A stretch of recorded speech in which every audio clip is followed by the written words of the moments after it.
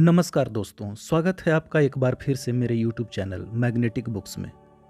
पेश है आज रविंद्रनाथ टैगोर की कहानी, जिसका शीर्षक है मुसलमानी की कहानी। दोस्तों, ये कहानी है रूढ़िवादिता और धर्मांधता की तपती सोच के बीच कर्तव्य, नैतिकता और मानवता जैसे मूल्यों की स्थापना और उसे संरक्षित रखने के प्रयास की। तो आइए सुनते हैं मुसलमानी की कहानी। उन दिनों अराजकता के दूतों ने देश के शासन को कांटों से भर दिया था।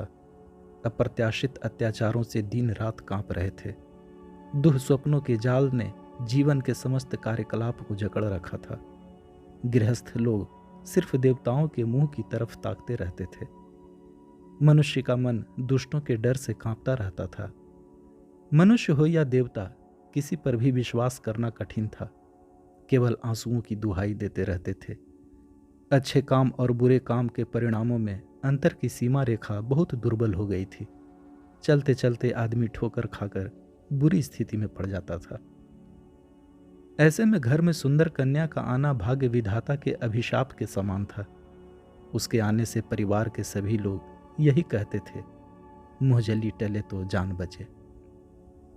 3 महल के तालुकेदार वंशी वदन के घर ऐसी ही एक परेशानी आ गई। कमला सुंदर थी, माँ बाप मर गए थे। उन्हीं के साथ वह भी मर जाती तो बाकी परिवार निश्चिंत हो जाता, पर वैसा नहीं हुआ। तब से उसके चाचा वंशी बड़े स्नेह और सावधानी से उसे पाल रहे थे।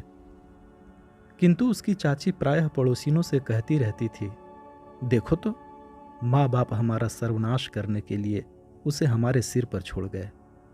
कब क्या हो कहा नहीं जा सकता। मेरा बाल बच्चों वाला घर है, उन सब के बीच ये लड़की जैसे सर्वनाश की मशाल जलाए बैठी है। चारों तरफ से दुष्ट लोगों की नज़र उस पर रहती है। मुझे तो इस डर से नींद भी नहीं आती कि किसी दिन इसी की वजह से हम डूबेंगे। पर किसी तरह दिन बीत रहे थे। फिर विवाह के लिए एक रिश्ता आया। उसके चाचा कहते थे, मैं ऐसे घर का लड़का ढूंढ रहा हूं जो लड़की की रक्षा कर सके। यह लड़का मोचा खाली के सेठ परमानंद का मंझला लड़का था। बहुत से रुपयों का मालिक था, पर यह तय था कि पिता के मरते ही रुपयों का निशान भी नहीं बचने वाला था। लड़का बेहद शौकीन था। बाज उड़ाना, जुआ खेलना, बुलबुल लड़ाना वगैरह में छाती ठोक कर पैसे लुटाता था। उसे अपने धन का बड़ा गर्व था। उसके पास पैसा था भी बहुत। उसने मोटे मोटे भोजपुरी पहलवान रखे हुए थे। सब प्रसिद्ध लठैत थे। वह सब जगह यह कहता हुआ घूमता था कि पूरे इलाके में कौन माई का लाल है जो मेरे शरीर को हाथ भी लगा सके। वह लड़कियों का बहुत शौकीन था। उसकी पत्नी थी, पर अब एक नई कच्ची उम्र की लड़की की खोज में था। उसके कानों में कमला के सौंदर्य की बात पड़ी। उसका वंश बहुत धनवान ही नहीं, शक्तिशाली भी था। उसने प्रण किया कि इस लड़की को अपने घर ले जाएगा। कमला ने रोकर कहा, चाचा जी, मुझे कहाँ डूबो रहे हो? वे बोले, माँ, तुम तो जानती हो, अगर मुझ में रक्षा करने की सामर्थ्य होती तो सदा छाती से लगा कर रखता। शादी के वक्त लड़का छाती फुला कर आया। बाजे गाजों का अंत नहीं था। चाचा ने हाथ जोड़कर कहा, दामाद जी, समय बहुत खराब चल रहा है। इतनी धूमधाम करनी ठीक नहीं है। सुनते ही उसने फिर चुनौती के स्वर में कहा, देखते हैं कौन पास आने का साहस करेगा। चाचा बोले, शादी पूरी होने तक लड़की का दायित्व हमारा है। उसके बाद वह तुम्हारी हो जाएगी। उसे सुरक्षित घर ले जाने का जिम्मा तुम्हारा है। हम यह दायित्व नहीं ले सकते, हम कमजोर हैं। उसने छाती चौड़ी कर कहा, डरने की कोई बात नहीं है। भोजपुरी पहलवान भी मूंछों पर ताव देते हुए लाठियां लिए हुए खड़े रहे। शादी के बाद वर कन्या को लेकर प्रसिद्ध तालतड़ी के मैदान से निकल रहा था। रात के दूसरे पहर में मधु मल्हार नामक डाकुओं का सरदार मशालें लिए दल बल के साथ ललकारता हुआ आ गया। भोजपुरी लठैतों में से एक नहीं रुका, क्योंकि वे जानते थे कि मधु मल्हार जैसे विख्यात डाकू के हाथों में पड़ने पर कोई नहीं बचा सकता था। कमला पालकी से उतरकर झाड़ियों में छिपने जा रही थी। तभी बूढ़ा हबीब खां पीछे आकर खड़ा हो गया। लोग उसकी पैगंबर की तरह पूजा करते थे। उसने सीधे खड़े होकर कहा, मैं हबीब खां हूं, तुम सब यहां से जाओ। डकैत बोले, खां साहिब, आपके सामने तो कुछ नहीं कह सकते, पर हमारा काम आपने मिट्टी में क्यों मिला दिया। पर जो भी हो, उन्हें जाना पड़ा। हबीब ने आकर कमला से कहा, तुम मेरी बेटी हो, तुम डरो नहीं, अब इस आपदा की जगह से घर चलो। कमला बहुत संकुचित हो उठी। हबीब ने कहा, समझ गया, तुम हिंदू ब्राह्मण की लड़की हो, मुसलमान के घर जाने में झिझक रही हो, पर एक बात याद रखना, सच्चा मुसलमान धर्मनिष्ठ हिंदू ब्राह्मण का भी सम्मान करता है। मेरे घर में तुम हिंदू घर की लड़की की तरह ही रहोगी। मेरा नाम हबीब खां है, मेरा घर पास ही है, तुम चलो, मैं तुम्हें ठीक से रखूंगा। पर कमला संकोच के कारण किसी तरह जाना नहीं चाहती थी। यह देखकर हबीब ने कहा, देखो, मेरे जीते जी इस गांव में कोई तुम्हारा धर्म भ्रष्ट नहीं कर सकता, तुम मेरे साथ चलो, डरो नहीं। हबीब खां कमला को अपने घर ले गया। आश्चर्य की बात यह थी, उस 8 मंजिले मुसलमान के घर की एक मंजिल पर शिव मंदिर था और हिंदू स्त्री के रहने की पूरी व्यवस्था थी। एक वृद्ध ब्राह्मण आया और बोला, माँ, यह घर हिंदू घर जैसा ही समझो, यहाँ तुम्हारी जाति सुरक्षित रहेगी। कमला रोकर कहने लगी, कृपा करके चाचा जी को खबर भिजवा दें, वे आकर ले जाएंगे। हबीब बोला, माँ, गलती कर रही हो, तुम्हारे घर से कोई तुम्हें वापस नहीं ले जाएगा, वे तुम्हें बीच सड़क पर छोड़ देंगे, चाहो तो एक बार परीक्षा ले सकती हो। हबीब खां कमला को उसके चाचा के घर के दरवाजे तक ले जाकर बोला, मैं बाहर तुम्हारी प्रतीक्षा करूंगा। घर में अंदर जाकर कमला चाचा से लिपट गई और बोली, चाचा जी, मुझे कभी मत छोड़ना। चाचा की दोनों आंखों में आंसू बहने लगे। तभी चाची ने आकर देखा और बोलने लगी, दूर कर दो इस कुलच्छनी को, दूर कर दो, सर्वनाशनी, दूसरी जाति के घरों में रहकर लौटने में शर्म नहीं आई। चाचा बोले, बेटी, कोई उपाय नहीं है, समाज में कोई तुम्हें लौटने नहीं देगा, बल्कि हमारी भी जाति जाएगी। कुछ देर कमला सिर झुकाए खड़ी रही, फिर धीमे कदमों से दरवाजे से निकलकर हबीब के साथ लौट गई। उसके चाचा के घर के द्वार उसके लिए सदा को बंद हो गए थे। हबीब खां के घर पर उसके लिए धर्म पालन की सुविधा सुव्यवस्थित की गई। हबीब खां ने कहा, तुम्हारे घर मेरे घर से कोई नहीं आएगा, इस बूढ़े ब्राह्मण के साथ तुम अपनी पूजा सेवा आचार विचार का पालन कर सकोगे। इस घर का एक पुराना इतिहास था। इसे लोग राजपूतनी का महल कहते थे।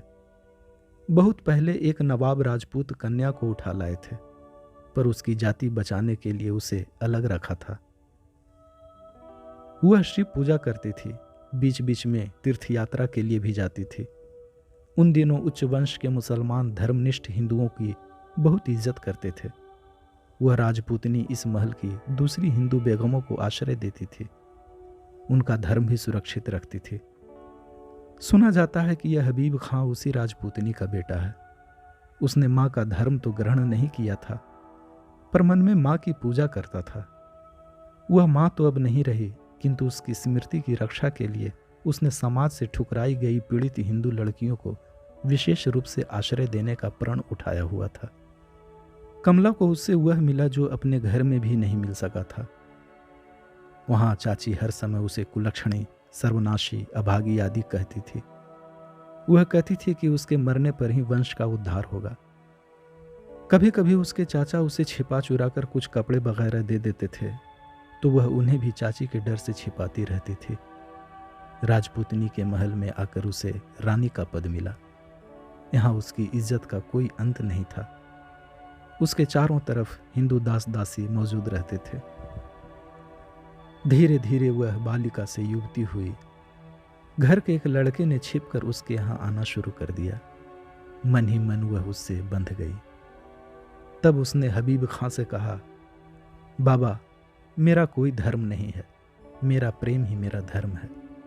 जिस धर्म ने सदा मुझे जीवन के प्रेम से वंचित रखा, मुझे अवज्ञा से फेंक दिया, उस धर्म में मुझे कभी भगवान को खुशी नहीं दिखी।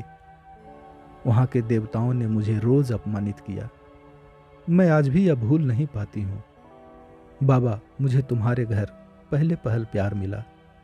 मैंने जाना कि मुझ हतभाग्नी लड़की के जीवन का भी कोई मूल्य है। जिस देवता ने मुझे आश्रय दिया, मैं प्रेम के पूरे सम्मान के साथ उन्हीं की पूजा करती हूँ। वही मेरे देवता हैं। वे न हिंदू हैं न मुसलमान। मैंने तुम्हारे मंझले बेटे को मन ही मन ग्रहण किया है। मेरा धर्म कर्म उसी के साथ बंध गया है। तुम मुझे मुसलमान बना लो, मुझे इसमें कोई आपत्ति नहीं है। मेरे 2 धर्म हो जाएंगे। उनकी जीवन यात्रा बढ़ती गई। अपने पहले परिवार वालों से उसके मिलने जुलने की कोई संभावना नहीं थी। इधर हबीब खान ने यह भुलाने की चेष्टा की कि कमला उनके परिवार की कोई नहीं है और उसका नाम मेहर जान रखा। इधर उसके चाचा की दूसरी बेटी का विवाह का समय आया। सारे प्रबंध पहले की तरह ही हुए, पर फिर वही परेशानी सामने आई। डकैतों ने पहले की तरह बारात पर हमला बोला। एक बार उसका शिकार छिन चुका था, उन्हें इसका दुख था। वह इस बार बदला भी लेना चाहते थे, किंतु फिर एक बार पीछे से हुंकार आई, खबरदार। लो, हबीब खां के चेलों ने आकर फिर सब गड़बड़ कर दिया। कन्या पक्ष के लोग कन्या को पालकी में ही छोड़कर जिसे जिधर जगह दिखी उधर भागना चाहते थे, पर तभी उनके बीच में हबीब खां की अर्धचंद्राकार पताका लगा बर्छा लिए एक निर्भीक युवती आकर खड़ी हो गई। वह सरला से बोली, बहन डरो नहीं, मैं तेरे लिए उसका सहारा लेकर आई हूं जो सबको आश्रय देते हैं, जो किसी की जाति के बारे में नहीं सोचते। चाचा जी, आपको मेरा प्रणाम। डरना नहीं, मैं आपके पैरों का स्पर्श नहीं करूंगी।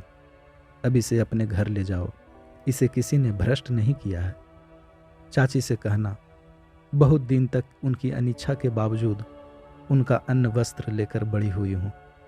मैंने कभी सोचा भी नहीं था कि वह ऋण आज इस तरह उतारूंगी। उनके लिए एक रंगीन चादर और यह कम ख्वाब का आसन लाई हूं, उन्हें दे दीजिएगा। मेरी बहन, अगर कभी दुख आए तो याद रखना, तेरी रक्षा के लिए तेरी एक मुसलमानी दीदी है। धन्यवाद।